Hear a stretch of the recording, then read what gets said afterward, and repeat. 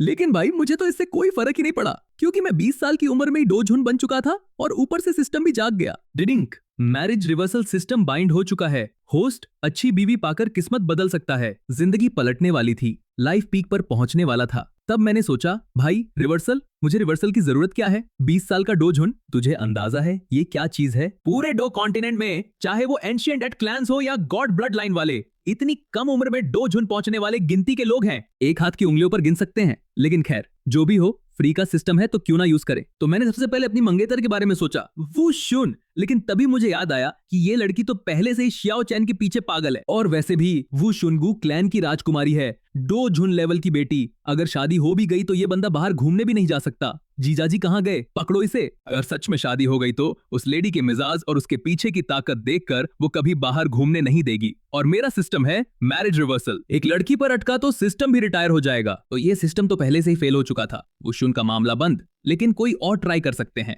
ये सोचकर मैंने हाथ हवा में घुमाया, सामने की स्पेस फैब्रिक की तरफ फट गई और मैं अंदर घुस गया, सीधा टागोर डेजर्ट की तरफ। वहां रेगिस्तान के बीच में मेडुसा का मंदिर था। ऊपर से सूरज ऐसी चमक रहा था जैसे किसी ने हीटर ऑन कर दिया हो। मेडुसा का मंदिर एकदम राजसी लग रहा था, लेकिन मैं तो हवा में तैरता हुआ आ रहा था, बिना कोई डो एनर्जी यूज किए, सिर्फ बॉडी से। ये देखकर पूरा मंदिर हिल गया। भाई ये कैसे हो सकता है, बिना डो एनर्जी के हवा में चलना? ये तो इम्पॉसिबल है। मेडुसा की पूरी आर्मी अलर्ट हो गई। सभी स्नेक वुमन ने बंदूकें तान ली। डो एनर्जी का तूफान आया और सामने आई खुद मेडुसा क्वीन। भाई साहब क्या आइटम थी! बैंगनी रंग का गाउन, एकदम मस्त फिगर, बाल खुले हुए, ऐसी खूबसूरती कि कोई भी देखकर पागल हो जाए। बाल कमर तक, शरीर एकदम परफेक्ट। भाई ये तो असली क्वीन मटेरियल है। और उस गाउन के नीचे से एक बैंगनी सांप की पूंछ निकल रही थी, जो हवा में हल्के से हिल रही थी, एकदम वाइल्ड और अट्रैक्टिव। मैंने इस खूबसूरत क्वीन को अच्छे से देखा। मेडुसा ने मेरी ये बेशर्मी वाली नजरें देख ली। उसकी आंखों में खतरे की चमक आई, लेकिन मेरी ताकत देखकर उसने गुस्सा पी लिया। वो हल्की सी मुस्कुराई और बोली,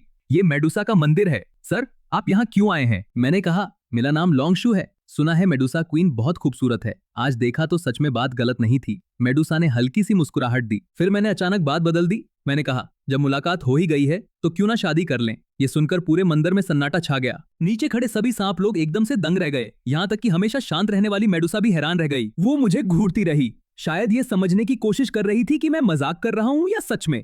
लेकिन मेरे चेहरे पर कोई मजाक नहीं था, मैं पूरी तरह सीरियस था। मेडुसा ने सोचा कि शायद उसकी पूरी जाति खतरे में है। उसने एक गहरी सांस ली और धीमी आवाज में बोली, मैं राजी हूँ। यह सुनकर नीचे खड़े सभी सांप लोग पागल हो गए। उन्होंने हथियार उठा लिए और गुस्से से चिल्लाने लगे। उनकी आंखें लाल हो गई थीं। वो सब मेरे ऊपर हमला करने को तैयार थे। मेडुसा उन्हें रोकने ही वाली थी कि मैंने नीचे देख लिया और अचानक एक जबरदस्त प्रेशर मेरे शरीर से निकला। ये वो प्रेशर था जो सीधा आत्मा को दबा देता है। ये एक पुराने और खतरनाक शिकारी की आभा थी। इस प्रेशर के आगे पूरी जगह ठहर सी गई। नीचे खड़े सांप लोग एकदम से कमजोर पड़ गए। सब एक एक करके जमीन पर गिर पड़े। वो हिल भी नहीं सकते थे। उनकी आंखों में सिर्फ खौफ था। मैंने ऊपर से उन्हें देखा। मेरी आवाज शांत थी, लेकिन गूंज बिजली जैसी थी। मैं अपनी होने वाली बीवी से बात कर रहा था। तुम लोगों को बीच में बोलने की जरूरत क्या? ये सुनकर पूरी जगह में सन्नाटा छा गया। और मेडुसा, वो पूरी तरह से कांप रही थी। वो सबसे करीब थी तो उसे सबसे ज्यादा प्रेशर महसूस हुआ। उसकी डो एनर्जी लगभग रुक सी गई थी। उसकी सांप जाति की खून, जो हमेशा घमंड में रहती थी, मेरे सामने कांप रही थी। उसे समझ आ गया था, ये इंसान नहीं है, ये कोई वन्य जीव है जो इंसान का रूप लेता है, और वो भी कोई बहुत पुराना और खतरनाक वन्य जीव। जब मैंने वापस मेडुसा की तरफ देखा तो वो डर एक पल में गायब हो गया। मेरी आंखें फिर से नॉर्मल हो गईं। मैंने कहा, चलो ये तो ठीक है, लेकिन शादी इतनी जल्दी में नहीं होगी। तुम्हारे लिए कुछ तोहफे लाया हूँ। ये कहकर मैंने हाथ हिलाया और अचानक हवा में कई बड़े संदूक प्रकट हुए। उनमें अनमोल जड़ी बूटियां थीं, पूरी महक से भर गई। और फिर 3 छोटी डिब्बियां। पहली में हुआरफॉर्म पिल, जो मेडुसा को इंसान बना सकती थी। दूसरी में लाइफ रिस्टोर पिल, 7वें दर्जे की, जो मौत के मुंह से भी वापस ला सकती थी। तीसरी में डेथ डिफेंस पिल, ये भी 7वें दर्जे की थी। तीनों ही 7वें दर्जे की पिल्स थी। मेडुसा तो सदमे में आ गई। इतनी कीमती चीजें, ये तो उसकी पूरी जाति के लिए वरदान थी। मैंने कहा, और भी है। ये कहकर 10 और छोटी डिब्बियां निकाली। 6ठे दर्जे की pills, doling pills, restore pills, ये तो मेरे लिए चीनी गोलियों जैसी हैं। मैंने कहा, ये सब तो बस शुरुआत है। सांप जाति के लिए एक छोटा सा तोहफा, असली दहेज तो शादी के बाद दूंगा। मैंने मेडुसा की तरफ देखा। वो पूरी तरह से सुन्न हो चुकी थी। मैंने सिर टेढ़ा किया। अब भी लग रहा है कि जल्दबाजी हो गई। मैंने भौहें सिकोड़ी। क्या ये नापसंद है? अगर पसंद नहीं तो मैं और कुछ ला सकता हूँ। मेडुसा तुरंत होश में आई। वो डर गई कि कहीं मैं वापस न ले लूं। उसने जल्दी से कहा, नहीं नहीं, बहुत कीमती है, लेकिन शादी की बात जल्दी हो गई। उसने कहा, मुझे थोड़ा टाइम चाहिए। सभी सांप कबीलों के मुखिया को बुलाना होगा, आज बहुत जल्दी है। मैंने सोचा सही कहती है। मैंने कहा ठीक है, मैं कुछ दिन रुक जाता हूँ, लेकिन ये तोहफे अभी रख लो। मेडुसा ने सारी चीजें अपनी रिंग में रख ली।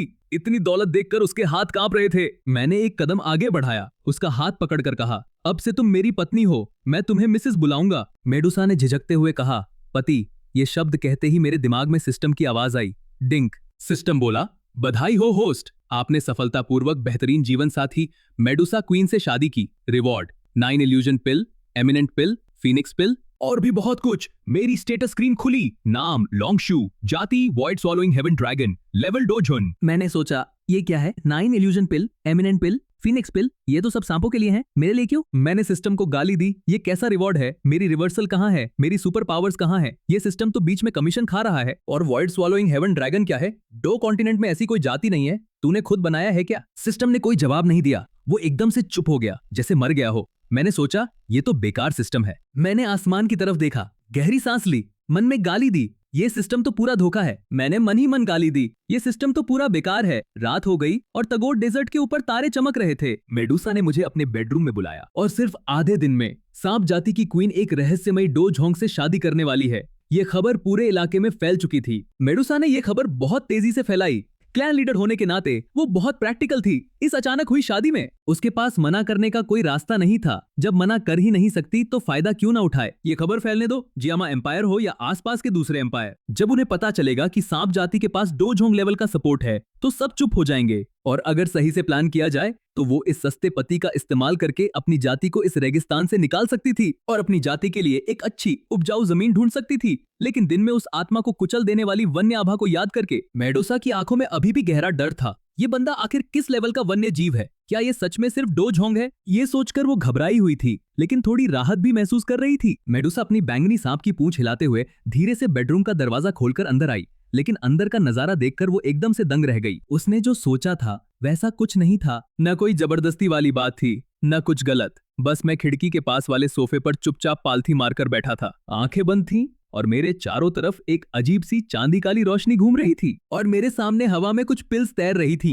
वो चांदी काली एनर्जी उन्हें बार बार धो रही थी, अंदर तक जा रही थी। ये पिल रिफाइन कर रहा था। मेडुसा की आंखें फटी की फटी रह गईं। उसका चेहरा पूरी तरह से हैरानी से भरा था। वन्य जीवों की बॉडी बहुत अशांत होती है, वो स्वाभाविक रूप से पिल रिफाइन नहीं कर सकते। मेडुसा का दिमाग थोड़ा सुन्न सा हो गया। उसने चुपचाप अपनी सांस धीमी कर ली। उसने आवाज नहीं की, बस एक तरफ जाकर चुपचाप बैठ गई और मुझे देखती रही। और वो ऐसे ही अगली सुबह तक इंतजार करती रही। जब रेगिस्तान की पहली किरण खिड़की से अंदर आई तब मैंने धीरे से आंखें खोली, एक लंबी सांस ली। मेरे सामने तैर रही पिल्स की रोशनी शांत हो गई और वो वापस मेज पर रखे डिब्बे में आ गईं। मैंने मुड़कर देखा तो मेडुसा सोफे पर टेढ़ी होकर मुझे पूरी रात घूर रही थी। उसकी आंखों में शिकायत थी। क्या हुआ? मैंने हैरान होकर पूछा। तुम मुझे क्यों देख रही हो? मेडुसा की भौहें हल्की सी हिली। उसकी आवाज बहुत अजीब थी। तुम रात भर पिल रिफाइन कर रहे थे? उसने रात भर बहुत तैयारी की थी, सबसे बुरे के लिए भी तैयार थी, क्योंकि दिन में जिस तरह ये बंदा उसे देख रहा था वो बिल्कुल भी शर्मा नहीं रहा था। उसने तो हारफॉर्म पिल तक दे दी थी, इशारा इतना साफ था।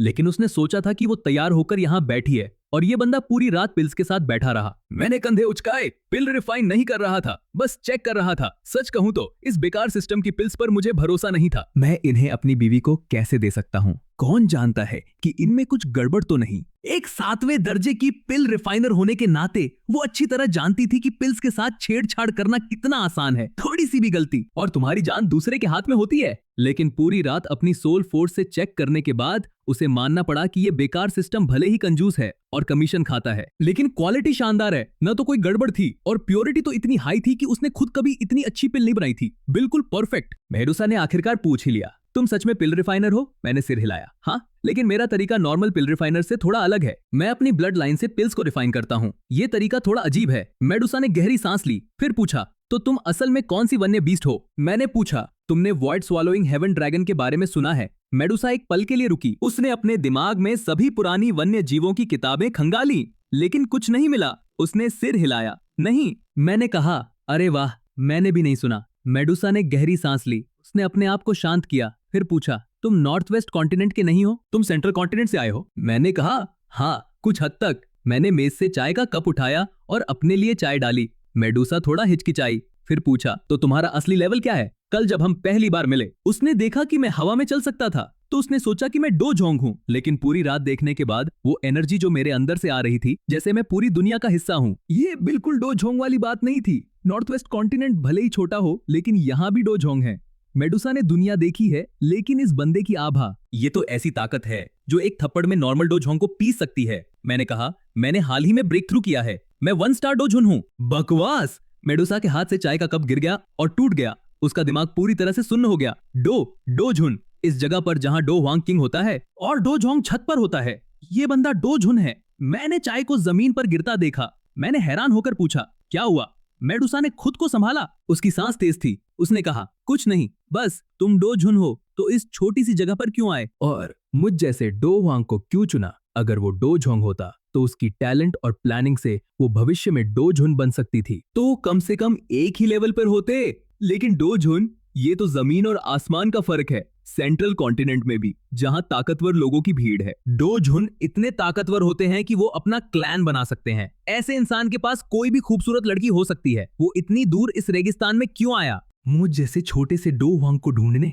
मैंने चाय का कप नीचे रखा और थोड़ा आगे झुककर उसके करीब गया। क्या हुआ बीवी? क्या डोजुन का नाम सुनकर तुम इतना डर गई? मेडुसा हैरान होकर मुझे देखती रही। मैंने उसकी ठंडी हो गई हैंडल में एक नया चाय का कप रख दिया। मेरी आवाज में हल्की सी शरारत थी। बीवी, क्या तुम सच में इस छोटी सी जगह पर जिंदगी भर रेगिस्तान की मालिक बनकर रहना चाहती हो? क्या तुम बाहर की दुनिया नहीं देखना चाहती? मेडुसा का चेहरा बदल गया। कैसे नहीं देखना चाहती? जब वो पहली बार डो हुआंग बनी थी तो उसने सपने देखे थे। वो इस रेगिस्तान को छोड़कर सेंट्रल कॉन्टिनेंट जाना चाहती थी, लेकिन सांप जाति उसे छोड़ नहीं सकती थी। और दिमाग से उसे पता था कि सेंट्रल कॉन्टिनेंट में जहां डो हुआंग हर जगह हैं और डोजोंग कुत्तों जैसे हैं, एक बिना बैकग्राउंड वाला छोटा सा डो हुआंग अगर किसी की नजर में आ गया तो उसका क्या हाल होगा? मैंने उसका बदलता चेहरा देखा। अचानक मैंने उसका ठंडा हाथ पकड़ लिया, थोड़ा जोर से पकड़कर उसे उसके विचारों से बाहर निकाला। ज्यादा मत सोचो। मेरी काली आंखें सीधा उसकी आंखों में थी। आगे मैं तुम्हें अपने साथ ले जाऊंगा। मेडुसा की आंखें कांपने लगी। उसका दिल बहुत कॉम्प्लेक्स था। वो ये नहीं समझ पा रही थी कि क्या जवाब दे। इससे पहले उसे लगता था कि ये रहस्यमयी ताकतवर इंसान बस उसकी खूबसूरती चाहता है। खासकर जब उसे पता चला कि वो डोजुन है, उसे डर लगने लगा कि उसकी पूरी सांप जाति गुलाम बन जाएगी। ऐसे ताकतवर इंसान के सामने उसकी रेगिस्तान की क्वीन क्या चीज है? एक थोड़ी बेहतर खिलौना। लेकिन अब वो इतनी सीरियसली बात कर रहा है। क्या ये सच है या बस मीठी बातें? वो अपनी जाति के लिए अपनी इज्जत छोड़ सकती है, लेकिन अपना आखिरी घमंड कभी नहीं। मैंने उसकी आंखों में डर और सोच देखा। मैंने हल्की सी हंसी दी। मैंने कोई वादा नहीं किया, बस मैंने अपना हाथ बढ़ाया और उसके चेहरे पर आई कुछ बिखरी हुई जुल्फों को उसके कान के पीछे कर दिया। 3 दिन बाद मेडुसा के मंदिर के बाहर पूरा माहौल बदल चुका था। सभी 8 सांप कबीलों के मुखिया आ चुके थे और 4 बुजुर्ग भी, जो सांप जाति के सबसे पुराने और ताकतवर योद्धा थे। वो सिर्फ आपातकाल में बाहर आते थे।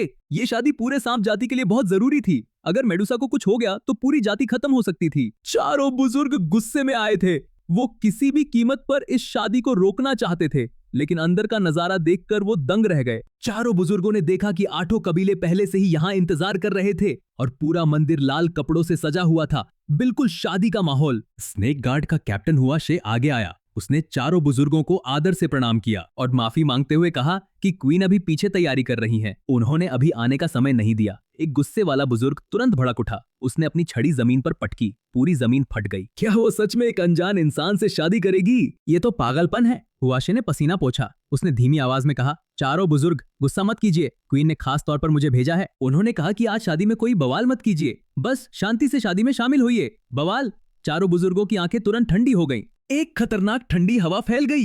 ये पीक डो हुआंग लेवल की प्रेशर थी। उनके सामने कोई भी खड़ा नहीं हो सकता था। हुआशे लगभग रोने ही वाला था। चारों बुजुर्गों की मारने वाली नजरें उसे डरा रही थीं। वो जल्दी से उनके करीब गया और बहुत धीमी आवाज में बोला, बड़े बुजुर्ग ऐसा मत कीजिए, वो इंसान डोजुन नहीं है। बड़े बुजुर्ग ने ठंडी हंसी दी। क्या एक छोटा सा डो हुआंग मेडुसा को इतना डरा सकता है? ये तो हमारी सांप जाति का अपमान है। नहीं नहीं, हुआशे ने मुश्किल से थूक निकला और कहा, क्वीन ने कहा है कि उनका पति एक डोजुन है। ये सुनते ही पूरा माहौल एकदम से शांत हो गया। जो चारों बुजुर्ग 1 सेकंड पहले मारने को तैयार थे, उनकी पूरी ताकत गायब हो गई। डोजुन? बड़े बुजुर्ग का पूरा शरीर कांपने लगा। उसने हुआशे का हाथ पकड़ लिया। उसकी आवाज कांप रही थी।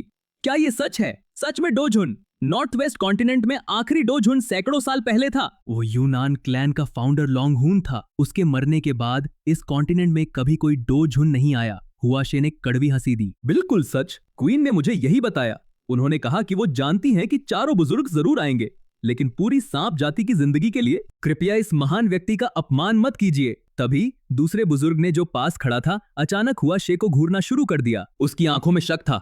रुको हुआ शे, तुम्हारी एनर्जी, तुम्हारा लेवल, तुम 5 स्टार डो वोंग कैसे बन गए? 5 साल पहले जब तुम क्वीन के साथ पवित्र जगह गए थे तुम तो बस 3 स्टार डो वोंग थे, इतनी तेजी से कैसे बढ़ गया? हुआ शे के चेहरे पर खुशी आ गई। उसने कहा, दूसरे बुजुर्ग, ये तो पति महान की वजह से है। पति महान ने क्वीन को 10 से ज्यादा छठे लेवल की डोलिंग पिल्स दी। क्वीन ने वो सब हमें दे दी। अब 8 कबीलों के सभी लीडर्स ने वो पिल्स खा ली हैं। सबका लेवल बहुत बढ़ गया है। और सिर्फ इतना ही नहीं, हुआ शे और भी उत्साहित हो गया। पति महान ने क्वीन को 3 बेहतरीन पिल्स भी दी हैं और कई संदूक दुर्लभ जड़ी बूटियां भी। इन 3 दिनों में मंदिर के हर इंसान को पति महान से कुछ न कुछ मिला है। हुआ शे की बातें सुनकर चारों बुजुर्ग जो अभी गुस्से में थे पूरी तरह से दंग रह गए। तगोर डेजर्ट में दिन का तापमान बहुत ज्यादा होता है, इंसानों के लिए बर्दाश्त करना मुश्किल, लेकिन सांप जाति को ठंड पसंद है, गर्मी नहीं। जब से वो इस गर्म रेगिस्तान में आए हैं उनकी बड़ी तकरीबें हमेशा शाम या रात को होती हैं। 3 दिन में एक राजा स्तर की शादी तैयार करना बहुत जल्दी है और ये सुनसान रेगिस्तान के बीच में है।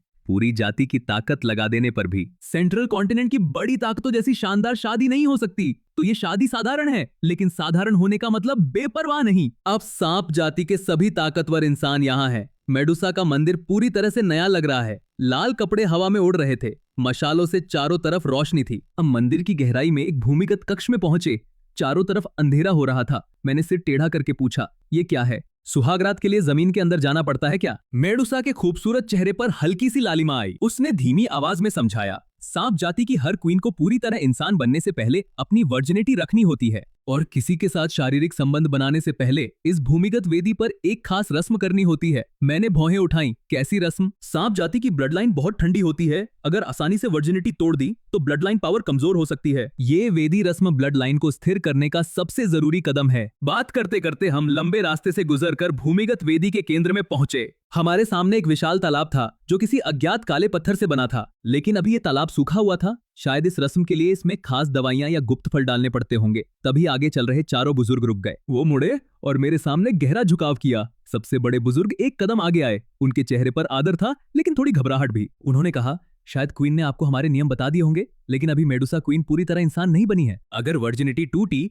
तो ब्लड लाइन का बैकलैश बहुत भयानक होगा। इसलिए हम हिम्मत करके आपसे अनुरोध करते हैं, कृपया फिलहाल क्वीन के साथ शारीरिक संबंध मत बनाइए। ये बात सुनकर सबसे बड़े बुजुर्ग के माथे से पसीना बहने लगा। एक नवविवाहित व्यक्ति को रोकना ये तो माइनफील्ड में डांस करने जैसा है। शायद वो डर रहे थे कि कहीं ये डोझुन गुस्सा ना हो जाए। वो बहुत तेजी से बोले, बिल्कुल, अगर क्वीन तुरंत आपकी दी हुई वारफॉर्म पिल ले ले तो वो पूरी तरह इंसान बन सकती हैं। उन्होंने मेरी तरफ देखा और समझाया, महान व्यक्ति, आपको शायद पता नहीं, मेडुसा क्वीन हमेशा से एक बहुत खतरनाक शुद्धिकरण विधि आजमाना चाहती थी। ये प्राचीन ग्रंथों में लिखा है। ये बहुत खतरनाक है, जान और मौत के बीच। लेकिन अगर सफल हो गई तो वो कल्पना से परे ताकतवर हो जाएंगी, लेकिन अगर फेल हो गई तो तुरंत राख हो जाएंगी। वारफॉर्म पिल सुरक्षित है और इंसानी ट्रेनिंग टैलेंट देती है, लेकिन एक बार लेने के बाद ये फिक्स्ड हो जाता है और ब्लड लाइन शुद्धिकरण का ये अद्भुत रास्ता हमेशा के लिए बंद हो जाता है। मैंने हाथ उठाया और सबसे बड़े बुजुर्ग की घबराई हुई बातें रोक दी। मैंने कहा, मैं समझ गया। तुम लोग जिस शुद्धिकरण विधि की बात कर रहे हो वो है मेडुसा के डो हुआंग पीक पर पहुंचने के बाद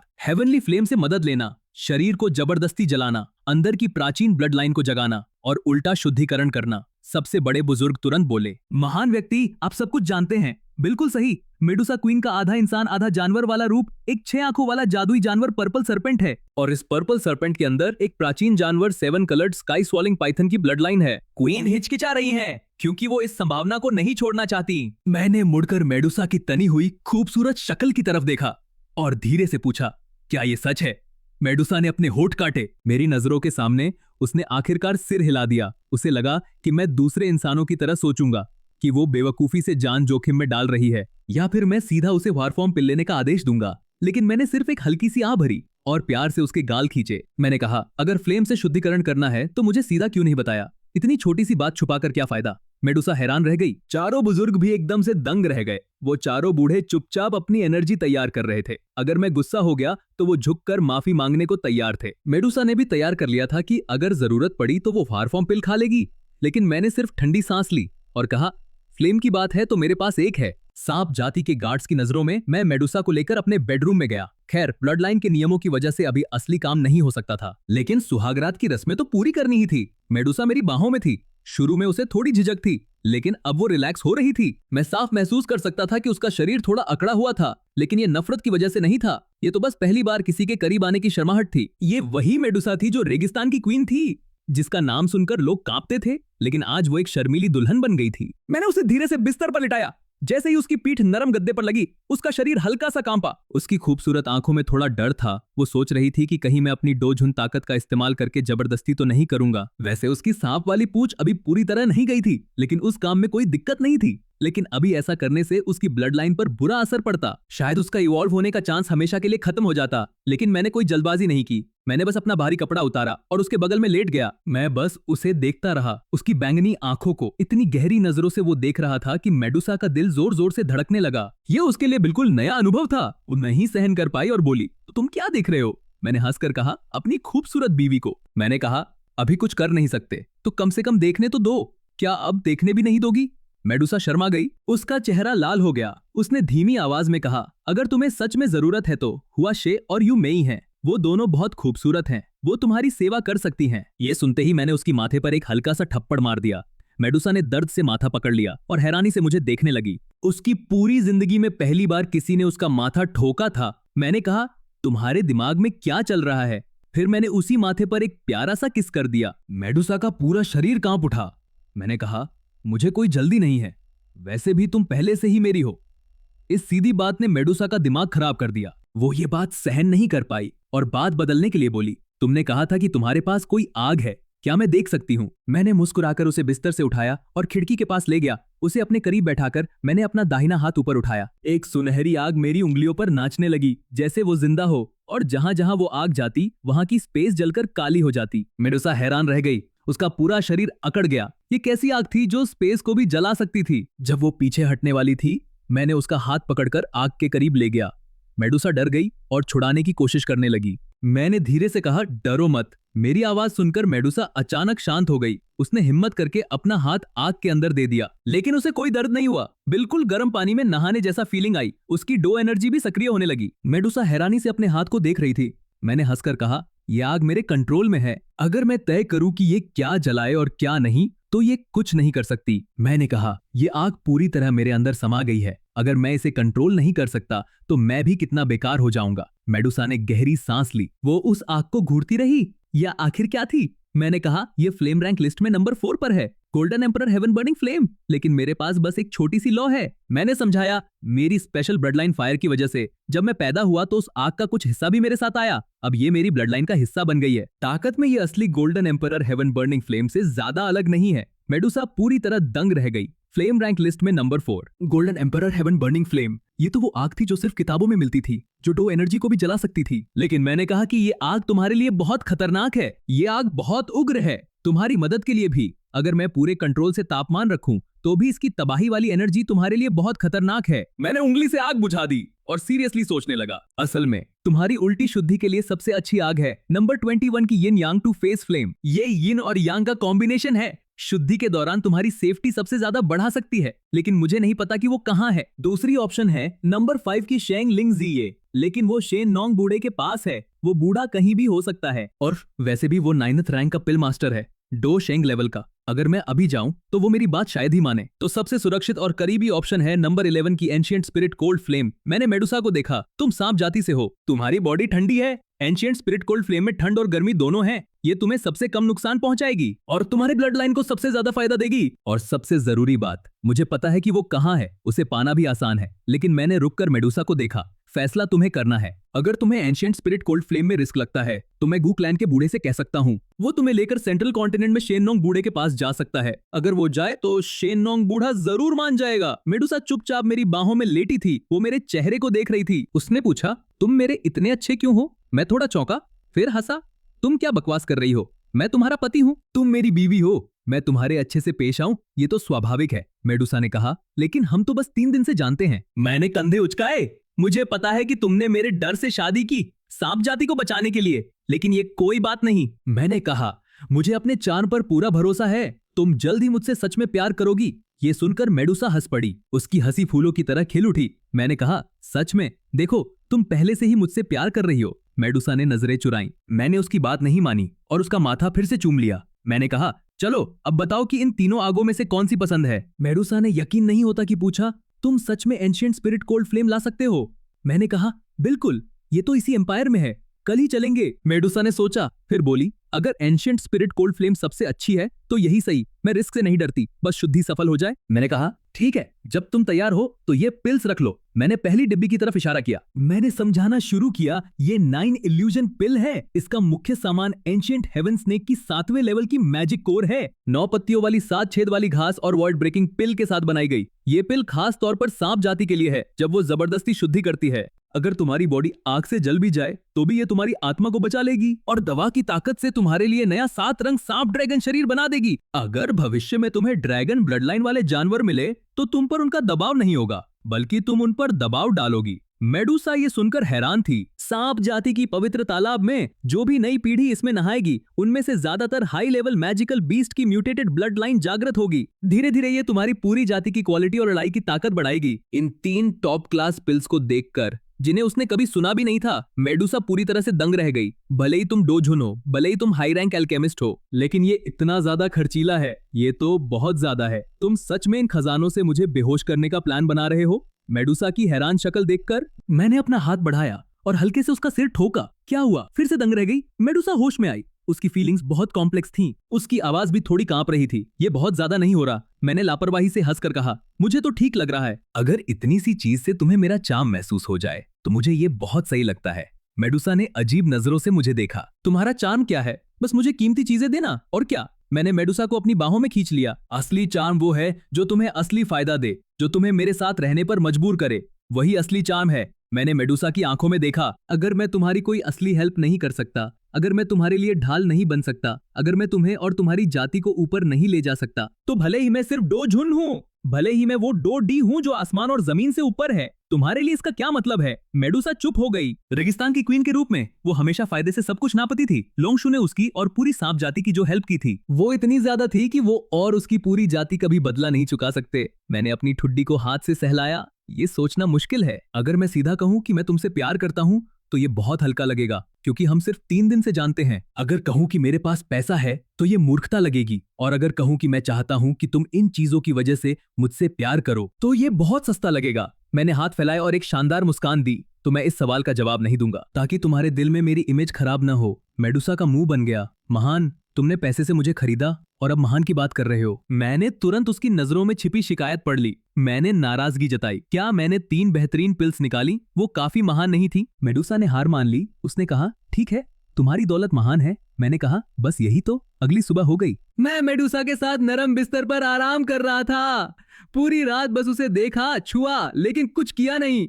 पूरा मेडुसा मंदिर अभी भी शादी की खुशी में डूबा था। हमने नाश्ता किया, फिर मैंने चारों बड़ों को बुलाया। मैंने कहा, मैं अपनी बीवी को लेकर कुछ दिन के लिए बाहर जा रहा हूँ। एक आग ढूंढने जा रहा हूँ जो उसे इवॉल्व करने में हेल्प करेगी। तब तक सांप जाति की जिम्मेदारी तुम चारों की है। इस डोजुन के सामने, जो इतना उदार था, चारों बुजुर्गों ने बिना कोई सवाल किए सिर हिला दिया। लेकिन बड़े बुजुर्ग ने हिम्मत करके पूछा, सर, आप कितने दिन में वापस आएंगे? हाल ही में तगोर डेजर्ट के आसपास कुछ शांत नहीं है और मेडुसा की शादी की खबर फैल चुकी है। आसपास के एम्पायर कुछ न कुछ करेंगे, कहीं कोई गड़बड़ न कर दे। अगर क्वीन नहीं दिखी तो लोग अफवाहें उड़ाएंगे। मैंने सोचा, जल्दी हुआ तो 3-5 दिन, वैसे ज्यादा से ज्यादा 1 महीना। ये कहकर मैंने कमर से एक चमकीला तालिस्मान निकाला। ये मेरी डो एनर्जी से भरा एक सील किया हुआ तालिस्मान है। मैंने उसे बड़े बुजुर्ग को दे दिया। अगर कोई बड़ी मुसीबत आए तो इसे तोड़ देना। इसमें से निकलने वाली ताकत एक डोझुन को भी बुरी तरह जख्मी कर सकती है, इस रेगिस्तान में जहां सबसे बड़ा डोझोंग है। ये चीज सब कुछ हैंडल करने के लिए काफी है। बड़े बुजुर्ग ने कांपते हाथों से वो तालिस्मान लिया। चारों बुजुर्ग जमीन पर गिर पड़े। उन्होंने कहा, हम मर जाएंगे लेकिन मंदिर की रक्षा करेंगे। मैंने मेडुसा का नाजुक हाथ पकड़ा। सभी की हैरान नजरों के सामने मैंने हाथ हवा में घुमाया और स्पेस फाड़ दी। फिर मेडुसा को लेकर उस अंधेरे में कदम रख दिया। अगर अकेला जाता तो ये कोई बड़ी बात नहीं थी, लेकिन मैंने अभी अभी डोझुन में ब्रेक थ्रू किया है, इसलिए इतनी दूर की स्पेस ट्रैवल में मुझे अभी महारत नहीं आई थी। ऊपर से आज किसी को साथ भी ले जा रहा था। और मेडुसा, वो पहली बार स्पेस के अंदर से यात्रा कर रही थी। चारों तरफ मुड़ी हुई स्पेस और अजीब नजारे। उसका दिमाग पूरी तरह खराब हो गया। कुछ ही देर में उसका खूबसूरत चेहरा सफेद पड़ने लगा। माथे पर पसीना आ गया। मैंने तुरंत महसूस किया कि वो ठीक नहीं है। मैंने स्पेस में ही रुककर उसे वापस असली दुनिया में लाया, आसमान के ऊपर। मैंने तुरंत एक ठंडक वाली पिल निकालकर उसे दे दी। पिल मुंह में जाते ही घुल गई। एक ठंडी एनर्जी उसके दिमाग में पहुंची। मेडुसा का सिर घूमना बंद हुआ, लेकिन इसके बाद उसे शर्मिंदगी महसूस हुई। वो रेगिस्तान की क्वीन थी, डो होंग पीक लेवल की, और सिर्फ रास्ते से चक्कर खाकर बेहोश हो गई। उसने तो पहले भी स्पेस एनर्जी का थोड़ा बहुत इस्तेमाल किया था, लेकिन किसी को पकड़कर इतनी दूर की स्पेस ट्रैवल करना, ये उसकी बॉडी के लिए बहुत ज्यादा था। मैंने हंसकर कहा, माफ करना, मुझे नहीं पता था कि तुम्हें पहली बार इतनी दूर की यात्रा करनी है। मेडुसा हैरानी से मुझे देखने लगी। उसने पूछा, तुम्हें पहली बार? एक डोजुन पहली बार यात्रा कर रहा है? मैंने सिर हिलाया। हाँ, बचपन से बस ट्रेनिंग और बंद। मैंने कहा, पता है, मुझे जो बूढ़ा मिला था वो एक बहुत बड़ा टाइकून था। उसने बचपन से ही मुझे बेहतरीन पिल्स और मैजिक कोर खिलाए। अगर उसकी वो पागल वाली मेहनत ना होती तो मैं शायद आज डो वोंग भी नहीं होता, शायद एनर्जी की कमी से मर ही जाता। मेडुसा का चेहरा और भी अजीब हो गया। उसने पूछा, तुम्हारी उम्र कितनी है? मैंने सोचा, फिर कहा, अगर अंडे से निकलने के बाद की बात करूं तो इस साल मैं 20 साल का हूं। 20 साल? मेडुसा ने गहरी सांस ली, लेकिन मैंने बात बदली। अगर अंडे के अंदर कितना रहा ये पूछो तो शायद हजारों साल या लाखों साल। मेडुसा का चेहरा अजीब हो गया। तो तुम सच में वॉइड स्वॉलोइंग हेवन ड्रैगन हो? मैंने कहा, ये मुझे हाल ही में पता चला। मेडुसा की पलकें झपकी। मैंने किताबों में पढ़ा है कि पुराने वन्य जीवों को जन्म से ही ब्लड लाइन मेमोरी मिलती है। मैंने आह भरी, होनी तो चाहिए थी, लेकिन अंडे में बहुत लंबा रहा और ब्लड लाइन पावर लगभग खत्म हो चुकी थी। पता नहीं क्या हुआ, लेकिन जब मैंने हाल ही में डोजुन में ब्रेक थ्रू किया, मेडुसा ने आंखें बंद की। उसने अपनी सोल फोर्स रिलीज की और आसपास की स्पेस को महसूस करने की कोशिश की। अगले ही पल उसका चेहरा बदल गया। उसकी सोल परसेप्शन की दुनिया में उसने साफ देखा कि मेरे चारों तरफ दसियों मीटर की दूरी में अनगिनत छोटे छोटे पोर्टल्स थे। ये सब मेरे शरीर की वजह से था। मेडुसा ने आंखें खोली। उसका चेहरा पूरी तरह से सफेद था। उसने पूछा, ये भी तुम्हारा टैलेंट है? मैंने सिर हिलाया। बचपन में मुझे इसका पता ही नहीं था, लेकिन जब मैंने डोजोंग में ब्रेक थ्रू किया तब मुझे एहसास हुआ मेरे शरीर के चारों तरफ हमेशा ये अजीब सी स्पेस डिस्टॉर्शन रहती है। ये मैं कंट्रोल नहीं कर सकता। ये मेरी ब्लड लाइन का टैलेंट है। जैसे इंसानों को सांस लेनी पड़ती है, मेरा शरीर लगातार आसपास की एनर्जी सोख रहा है। मेडुसा हैरान थी। मैंने कहा, शायद ये समझाना मुश्किल है, तो एक काम करो, मुझे मार कर देखो। मेडुसा ने पूछा, क्या? मैंने कहा, अपनी पूरी ताकत से मुझ पर अटैक करो। मैंने अपनी छाती की तरफ इशारा किया। सच में? मेडुसा ने भौहें सिकोड़ी। वो डोजुन था और वो बिना हिले खड़े होकर मार खाना चाहता था, लेकिन मैंने कहा, जब तक तुम खुद नहीं मारोगी तुम समझ नहीं पाओगी। मेडुसा ने गहरी सांस ली। उसकी आंखें तेज हो गईं। उसकी पूरी डो एनर्जी फूट पड़ी। बैंगनी रोशनी से आधा आसमान रोशन हो गया। वो एक बैंगनी बिजली की तरह मेरी तरफ बढ़ी। उसने अपनी पूरी ताकत से मेरी छाती पर मुक्का मारा। एक गहरी आवाज आई। मैंने ना तो डिफेंस किया, ना ही बचाव। उसका मुक्का सीधा मेरी छाती पर लगा, लेकिन अचानक उसकी पूरी ताकत गायब हो गई। न कोई धमाका, न कोई रिएक्शन, बस उसका मुक्का मेरी छाती पर टिका रह गया। मेडुसा का दिमाग खराब हो गया। उसने कहा, मेरी डो एनर्जी वो सोख ली? मैंने मुस्कुराकर उसका हाथ पकड़ा। हाँ, मेरी बॉडी मेरे से कम लेवल वालों की एनर्जी सोख सकती है और उस एनर्जी को अपनी एनर्जी में बदल सकती है, और मेरी बॉडी की स्ट्रेंथ भी इस लेवल के वन्य जीवों में सबसे ऊपर है। अगर मैं वो सोखने वाली ताकत भी ना यूज करता तब भी तुम्हारा अटैक मुझे कुछ नहीं कर सकता था। अब तुम्हें समझ आया कि असली ताकतवर क्या होता है? मैंने हंसकर कहा, जो भी मुझ पर अटैक करते हैं उनकी एनर्जी का बड़ा हिस्सा मैं सोख लेता हूँ और उसे अपने जख्म भरने में इस्तेमाल करता हूँ। मेरी आंखों में एक चालाक चमक थी। तो जब तक वो लोग मुझ पर अटैक करते रहेंगे मैं लगातार हील होता रहूंगा और मैं उन्हें अकेले ही हरा सकता हूँ। मैं उन सबको दौड़ा दौड़ा कर मारता हूँ। ये सुनकर मेडुसा पूरी तरह से दंग रह गई। ये कैसा लड़ने का तरीका है? उसने कहा, तुम्हें मारना मतलब तुम्हें हीलिंग देना? ये तो बिल्कुल बेईमानी है। मैंने आह भरी। मैंने कहा, हाँ थोड़ा तो है। मेडुसा ने पूछा, तुम उन्हें क्यों दौड़ाते हो? तुम्हारा उनसे कोई दुश्मनी है? गू क्लैन ने तो तुम्हें अपनाया था, तो फिर क्यों तुम वहां के लड़कों को मारते हो? मैंने सिर हिलाया। मैंने कहा, कोई दुश्मनी नहीं, बस मुझे उनकी डो एनर्जी पीनी थी। उनकी डो एनर्जी बहुत शुद्ध थी, पीने में बहुत मजा आता था। मैंने कहा, और मैंने उन्हें मारने के बाद उनकी रिंग्स भी छीन ली। मैंने कहा, और मैंने उन्हें मारने के बाद उनकी रिंग्स भी छीन ली। हालांकि गू क्लैन के बूढ़े ने मुझे खाने और रिसोर्सेज की कमी नहीं दी, लेकिन मेरा पेट इतना बड़ा है कि मुझे अक्सर भूख लगती थी, तो मैं अपने भाई बहनों से लड़ने के बहाने उनका स्नैक्स खाता था। ये एक तीर से दो निशाने थे। मेडुसा चुप हो गई। वो उस शख्स को देख रही थी जो बाहर से तो बहुत सुंदर था, लेकिन अंदर से एक डाकू था। उसने सोचा कि शायद अब उसे समझ आ गया कि वॉइड स्वॉलोइंग हेवन ड्रैगन जाति क्यों खत्म हो गई। उनकी बॉडी इतनी मजबूत थी, उनकी डिफेंस इतनी शानदार थी, और वो अटैक को अपनी हीलिंग में बदल सकते थे। अगर पूरी जाति ऐसी होती तो वो कितनी ताकतवर होती, लेकिन इतनी ताकतवर जाति सबको डराती। मेडुसा को यकीन था कि पुराने जमाने में बाकी जातियों ने मिलकर वॉइड स्वॉलोइंग हेवन ड्रैगन को खत्म कर दिया होगा। जब मेडुसा ने अपना अंदाजा बताया, मैंने सिर हिलाया। मैं भी यही सोचता हूँ, ऐसी ताकत जो किसी को मौका ही ना दे। अगर मैं दूसरी जाति का होता तो मैं भी वॉइड स्वॉलोइंग हेवन ड्रैगन को खत्म करने की कोशिश करता। मैंने अचानक मेडुसा के कंधे पकड़े।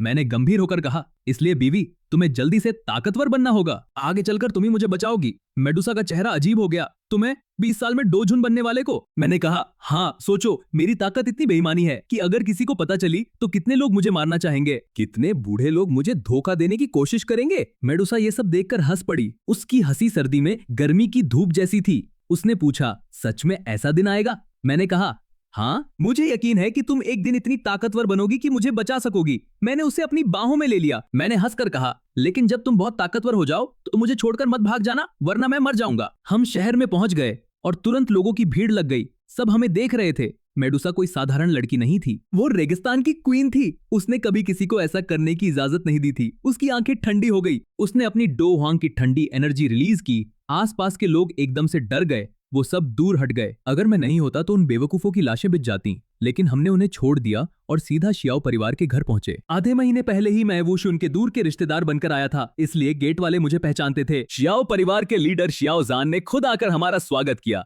जब उसने मेरे साथ मेडुसा को देखा, मैंने बताया कि जब मैं नॉर्मल होता हूँ तो मैं बहुत शिष्ट और तमीजदार लगता हूँ। कोई नहीं सोच सकता कि मैं इतना ताकतवर हूँ। लेकिन मेडुसा अब मुझे अच्छे से जानती थी। वो मेरी असलियत समझ चुकी थी और ये सच थी। इन कुछ दिनों की मुलाकात में मेडुसा ने मेरे असली स्वभाव को समझ लिया था। जब मेरा मूड अच्छा होता है तो मैं सच में बहुत अच्छा हूँ। मैं डोजुन होकर भी घमंड नहीं करता। रास्ते में अगर कोई कैंडी बेचता मिल जाए तो मैं रुक कर खरीदता हूँ। इस डो कॉन्टिनेंट में जहाँ जिंदगी की कोई कद्र नहीं, मेरे अंदर ऊंचे लोगों वाला घमंड बिल्कुल नहीं था। लेकिन अगर मेरा मूड खराब हो तो एक ही अटैक में सब खत्म। वो आदमी तो आत्मा सहित गायब हो जाता है। ये अंतर मेडुसा को मुझसे और करीब लाता था। शियाओ परिवार के लोगों ने हमें उनके बैकयार्ड में एक छोटे से घर में रखा। मेडुसा के मंदिर के मुकाबले ये तो कुछ भी नहीं था, लेकिन यहाँ शांति थी। कोई डिस्टर्ब करने वाला नहीं था। हम पत्थर की बेंच पर बैठे। मेडुसा ने पूछा, तो वो एंशिएंट स्पिरिट कोल्ड फ्लेम इस छोटे से शियाओ परिवार में है? मैंने चाय पीते हुए कहा, हाँ, लेकिन उस आग का मालिक एक डोजुन का भूत है। अगर जबरदस्ती लूं तो वो आग को फोड़ सकता है। इसलिए मैं पहले प्यार से बात करूंगा। जब वो जागे तब उससे बात करेंगे। मेडुसा हैरान थी। उसने कहा, डोजुन का भूत? इस शियाओ परिवार का सबसे ताकतवर इंसान तो डो फाइटर है। इतने छोटे से परिवार में डोजुन का भूत कैसे? मैंने हंसकर कहा, उस भूत का शियाओ परिवार से कोई लेना देना नहीं है। बस संयोग से उसकी रिंग शियाओ परिवार के किसी लड़के के पास आ गई। पूरे शियाओ परिवार को भी पता नहीं है। जिस लड़के के पास रिंग है वो खुद नहीं जानता। मेडुसा ने पूछा, तो तुम्हें कैसे पता चला? मैंने कहा, मेरी इंस्टिंक्ट। मुझे दुर्लभ चीजों की एनर्जी बहुत जल्दी महसूस हो जाती है। आधे महीने पहले जब मैं यहाँ आया था, जैसे ही मैंने गेट पार किया, मुझे एक छुपी हुई सोल फोर्स महसूस हुई। वो कमजोर थी, लेकिन उसमें एक अजीब सी गर्मी और ठंडक थी। जैसी गर्मी और ठंडक मेरी golden emperor heaven burning flame में है, वैसे ही मैं समझ गया कि ये वही आग है। तभी एक मीठी आवाज आई। वुशुन अंदर आई, लेकिन उसकी नजरें मेडुसा पर पड़ी। उसकी आंखें बदल गईं, उसका चेहरा भी। मैंने मुस्कुराकर कहा, शुन, अंदर आओ, मैंने तुम्हें किसी से मिलवाना है। मैं खड़ा हुआ। मैंने दोनों का परिचय कराया। शुन, ये मेडुसा है, सांप जाति की क्वीन और मेरी नई बीवी। वुशुन का चेहरा सफेद पड़ गया। उसकी आवाज कांप रही थी। उसने कहा, बीवी? मेडुसा ने एक क्वीन जैसा रवैया अपनाया। उसने हल्के से सिर हिलाया। उसने शांत आवाज में कहा, नमस्ते। वुशुन की आंखें लाल हो गई थीं। उसने कांपती आवाज में पूछा, लोंगशु भाई, तुमने कब शादी की? मैंने हंसकर कहा, बस आधे महीने पहले। जब मैं यहाँ से गया तो रेगिस्तान की तरफ घूमने गया। वहाँ मेडुसा से मुलाकात हुई और हमें प्यार हो गया, तो हमने सोचा क्यों ना अभी शादी कर लें। मैंने मुस्कुराकर कहा, अगर तुम्हें कोई प्रॉब्लम ना हो तो इसे भाभी बुला सकती हो। वो शुन को जैसे बिजली लग गई। उसकी आंखों में आंसू आ गए। उसने मेरी तरफ देखा। उसने पूछा, क्या पापा को पता है? वो शुन मेरी शांत शक्ल देखती रही। फिर उसने मेडुसा को देखा। उसका दिल भर आया। उसने कुछ कहा नहीं, बस मुंह पर हाथ रखा और बाहर भाग गई। मैंने हैरान होकर कहा, अरे भागी क्यों? लेकिन कोई जवाब नहीं आया। बस उसके कदमों की आवाज दूर होती गई। मैंने सिर हिलाया। ये लड़की 10 साल से नहीं मिली थी और अब इतनी अजीब हो गई है। मैं वापस बेंच पर बैठ गया। मेडुसा ने मेरी तरफ देखा। उसने पूछा, तुम्हारा उस लड़की से क्या रिश्ता है? बचपन से साथ रहे हो क्या? मैंने कहा, असल में गू क्लैन के जवान मुझे मारा करते थे, लेकिन मैंने उन सबको मारा। मैंने कहा, शुरू में वो खुद आते थे। उन्हें लगता था कि मैं गू क्लैन की शुन के लायक नहीं हूँ। वो मुझे डराते थे कि मैं शादी तोड़ दूं, लेकिन वो मुझे मार नहीं सकते थे, बल्कि मैं उन्हें मारता था। मैंने उन्हें मारा भी और उनकी रिंग्स भी छीनी। गू क्लैन के बड़े लोग भी चुप रहे क्योंकि वो शुरू करते थे। उनका अपराध था कि उन्होंने मुझे पहले छेड़ा और ग्रुप में आकर मारा। लेकिन हारे तो हारे। एक दिन शुन ने खुद मुझसे कहा कि वो मुझसे शादी नहीं कर सकती। मैं बहुत दुखी हुआ। मैं सोच रहा था कि दिल बहलाने रेगिस्तान चला जाए, लेकिन रास्ते में मेडुसा से मिल गया। यही असली किस्मत है। ये सब सुनकर मेडुसा ने मेरी तरफ देखा। उसने कहा, पक्का उसने खुद तुम्हें मना किया? मैंने कहा, बिल्कुल, उसने खुद कहा, लोंगशू भाई माफ करना, मैं तुमसे शादी नहीं कर सकती। ये बात मुझे अभी भी याद है। मेडुसा ने गहरी सांस ली, वो कुछ नहीं बोली। फिर उसने कहा, अगर उसने तुम्हें मना किया तो तुम अंधे हो। अभी जो लड़की आई उसकी आंखों में तुम्हारे लिए प्यार साफ दिख रहा था। औरत होने के नाते मैं शुन की हर बात समझ गई। उसका ये मना करना शायद किसी मजबूरी की वजह से था, लेकिन तुमने तो बस एक मना करने को सच मान लिया और तुरंत शादी कर ली, और अब उसे भाभी बुलाने को कह रहे हो। ये तो दिल पर छुरा चलाने जैसा है। वो शुन रोती हुई अपने कमरे में गई और बिस्तर पर गिर पड़ी। उसकी नौकरानी लिंगिंग पास खड़ी थी। वो कुछ कह नहीं पा रही थी। जब शुन रोना बंद करती थी तब उसने धीरे से पूछा, मिसेज आप ठीक हैं? शुन उठकर बैठ गई। उसकी आंखें लाल थीं। वो रॉबर्ट की तरह लग रही थी। उसने रोते हुए कहा, लिंग बुजुर्ग, क्या वो सच में मुझे चिढ़ाने के लिए किसी और को लाया? लिंगिंग को कुछ समझ नहीं आया। उसने लोंगशू की शांत शक्ल और मेडुसा की नजरें याद की। उसने कहा, मिसेज मुझे लगता है कि वो सच में शादीशुदा है। ये सुनकर शुन का गुस्सा फूट पड़ा। उसने तकिया पटका। 10 साल चुपचाप इंतजार किया और उसने एक बीवी लाकर मेरे सामने कर दी। शुन बिस्तर से कूद पड़ी। उसने कहा, वो अचानक गायब हो गया। 10 साल से कोई खबर नहीं। मैं एक लड़की हूँ, मेरा दिल दुखा था, और फिर वो रात को मुझे अंधेरे में बुलाता है और सीधा पूछता है कि क्या तुम मुझसे शादी करोगी? शुन रोने लगी। तुम्हें पता है कि मैं गू क्लैन में हूँ। गू क्लैन के नियम के अनुसार जब तक मैं डो शेंग नहीं बन जाती तब तक मुझे अपनी वर्जिनिटी रखनी होगी, वरना मेरी डोडी ब्लड लाइन खराब हो जाएगी। रात का टाइम, अकेले लड़का लड़की पीछे, और वो इतना हैंडसम और ताकतवर। उसने अचानक शादी की बात की। मैं घबरा गई। अगर मैं हाँ कह देती तो कहीं वो वहीं कुछ कर न बैठे। मैं उसे मार भी नहीं सकती थी। मैंने सोचा कि पहले मना करूं ताकि वो शांत हो जाए, लेकिन उसने कहा, ठीक है, तुम्हारा कोई और है, और स्पेस फाड़कर भाग गया। मुझे कहां पता था कि वो रेगिस्तान जाएगा और वहां शादी कर लेगा, वो भी सांप जाति की क्वीन से। वो तो बस मुझे चिढ़ाना चाहता है। शुन रो रही थी। लिंगिंग चुपचाप देखती रही। असल में उस रात लिंगिंग भी छुपी हुई थी। उसने सब देखा था। वो शुन की नौकरानी थी और शुन के दिल की बात अच्छे से जानती थी। शुन हमेशा से लोंगशू को पसंद करती थी। वो अक्सर लिंगिंग को लोंगशू के बारे में पूछने भेजती थी, लेकिन हर बार यही खबर आती थी, लोंगशू साहब बंद कमरे में ट्रेनिंग कर रहे हैं, या लोंगशू साहब ने बड़े बुजुर्ग के पोते को मारा। शुन शर्मिली थी। उसे डर था कि लोंगशू की ट्रेनिंग डिस्टर्ब ना हो, इसलिए वो दूर से ही इंतजार करती रही। उस रात जब लोंगशू ने प्रपोज किया तो शुन ने शर्म और ब्लड लाइन के नियम की वजह से मना कर दिया। लिंगिंग को लगा कि ये बस लड़की का नाटक है, लेकिन लोंगशू तो एकदम से चला गया और अब एक खूबसूरत सांप क्वीन लाकर शुन को भाभी बुलाने को कह रहे हैं। लिंगिंग भी हैरान थी। एक आम इंसान भी शुन की आंखों का मतलब समझ जाता, लेकिन लोंगशू तो एकदम से चला गया और अब एक खूबसूरत सांप क्वीन लाकर शुन को भाभी बुलाने को कह रहे हैं। लिंगिंग ने सोचा, फिर उसने कहा, मिसेज मेरे मन में एक अंदाजा है। शुन ने आंसू पोंछे। क्या? लिंगिंग ने कहा, मिसेज आप जानती हैं कि पुराने वन्य जीवों को बड़ा होने में बहुत टाइम लगता है। जैसे ताइशुगु लोंग जाति में हजारों साल का ड्रैगन भी बच्चा होता है और लोंगशू साहब सिर्फ 20 साल के हैं। शुन दंग रह गई। लिंगिंग ने कहा, 20 साल? इतने पुराने वन्य जीव के लिए तो ये बहुत छोटा है। हालांकि लोंगशू साहब ने 20 साल में डोझुन हासिल किया, लेकिन उनका दिमाग शायद अभी भी बच्चे जैसा है, क्योंकि उन्होंने बचपन से बस ट्रेनिंग की और खाना खाया, कभी नॉर्मल जिंदगी नहीं जी, और जब कभी किसी से मिले तो मारपीट की। उनका दिमाग शायद एक 3 साल के बच्चे जैसा है। लिंगिंग ने कहा, इसलिए जब आपने उन्हें मना किया तो उनके सीधे से दिमाग ने सोचा कि तुम उन्हें नहीं चाहती, और ऊपर से गू क्लैन के लड़के उनसे रोज लड़ते थे, उनसे कहते थे कि तुम उन्हें नहीं चाहती। तो जब उन्होंने डोझुन में ब्रेक थ्रू किया तो वो खुश होकर तुम्हारे पास आए, शादी की बात की, लेकिन तुमने मना कर दिया। लिंगिंग ने कहा, उनके बच्चे जैसे दिमाग और गू क्लैन की बातें सुनकर उन्हें यकीन हो गया कि तुम उन्हें नहीं चाहती और उनकी प्राइड चोट हो गई। वो एक पुराने वन्य जीव हैं, उनका घमंड बहुत है, इसलिए वो तुरंत भाग गए। शुन ने पूछा, तो मेडुसा का क्या? लिंगिंग ने कहा, मिसेज एक बच्चे को जब ठेस लगती है तो वो किसी और को ढूंढ लेता है, और वो भी ऐसे वक्त में जब उनका दिमाग बगावत वाला है, और ऊपर से वो आपको चिढ़ाने के लिए लाए भी। मिसेज आपको लगता है कि वो चिढ़ा रहे हैं, लेकिन मुझे लगता है कि ये बच्चे वाली हरकत है।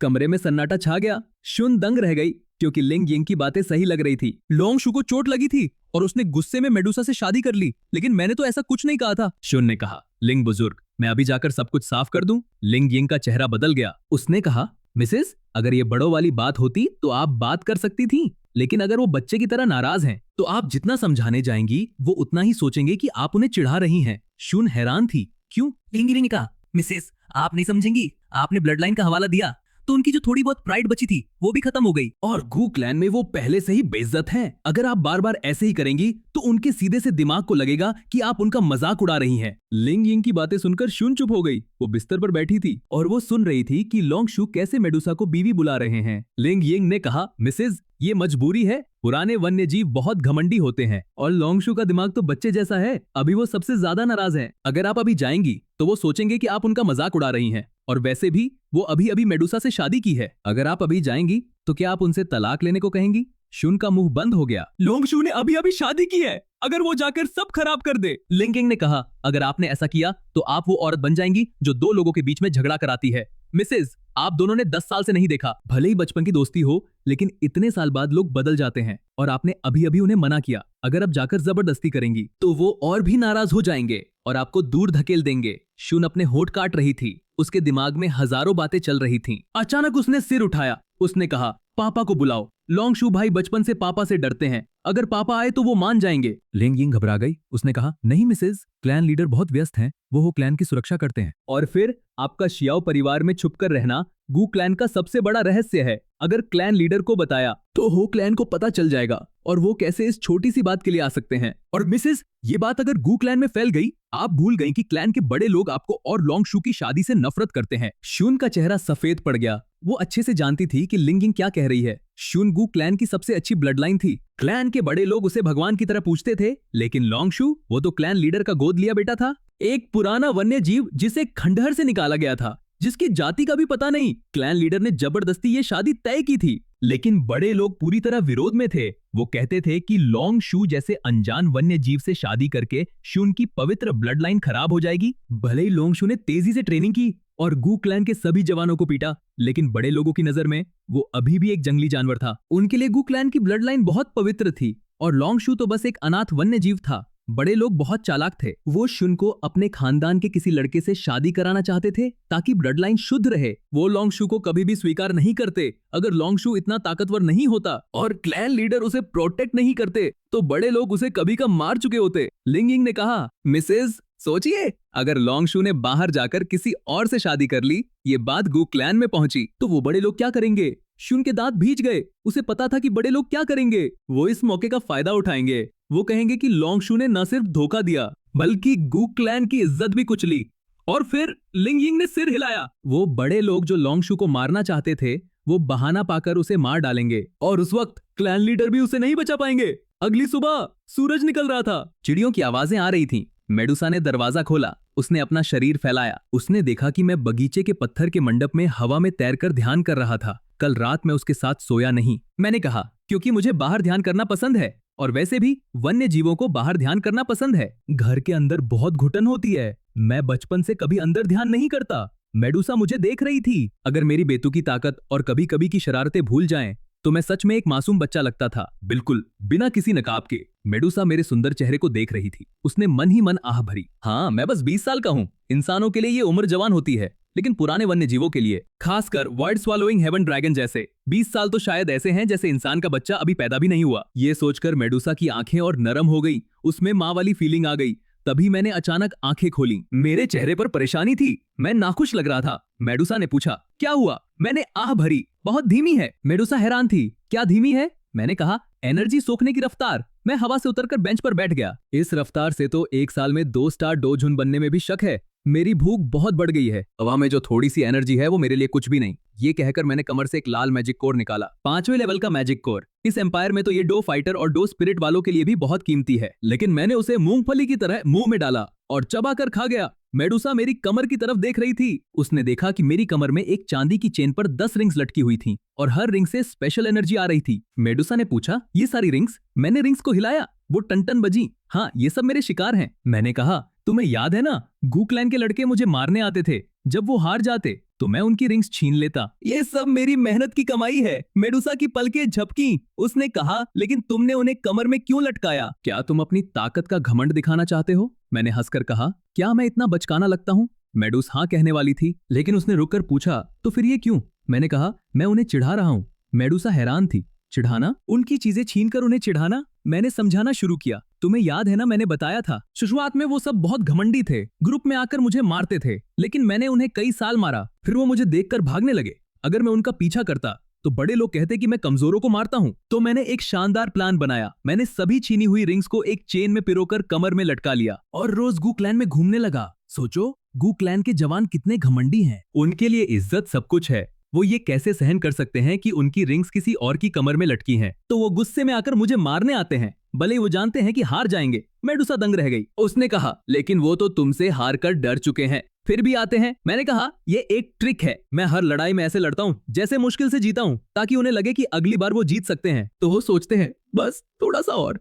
अगली बार मैं तैयारी करके आऊंगा और उसकी चीजें वापस लूंगा। अभी तो ये 10 ही रिंग्स हैं। पहले तो मेरे गले में, हाथों में, कमर में सैकड़ों रिंग्स होती थी। इसे कहते हैं दिल पर चोट पहुंचाना। मैं उन्हें याद दिलाता हूँ कि वो कितने कमजोर हैं। मेडुसा मुझे अजीब नजरों से देख रही थी। उसने सोचा था कि मैं एक मासूम बच्चा हूँ, लेकिन ये तो एक डाकू था जिसके पास हजारों ट्रिक्स थी। इसके पेट में इतने राज थे, इतनी शरारतें। मेडुसा खुद एक क्वीन थी जो प्लान्स बनाती थी।